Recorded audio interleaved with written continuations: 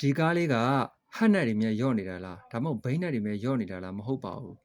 ဟတ်ဘောကလီယာအရန်များနေတဲ့ပါဆိုနောက်ဟတ်ဘော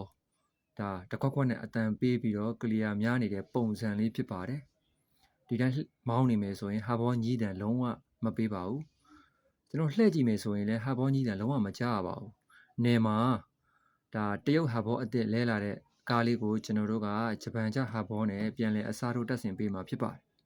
အဲ့တော့ဟတ်ဘောတွေပျက်စီးရတဲ့အကြောင်းရတော့တာယာအလိန်တွေခွေးအလိန်တွေနဲ့ပေမောင်းနေမယ်ဆိုရင်ကြာရင်ဟတ်ဘောတွေထိမှာဖြစ်ပါတယ်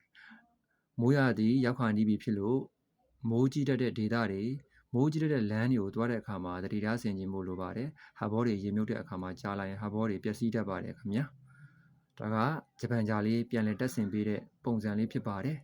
အားလုံးလည်းဘ ഹു တုဒရရှိကြပါစေခင်ဗျာအန်ရကင်းလို့လည်းဘေးရှင်းကြပါစေခင်ဗျာ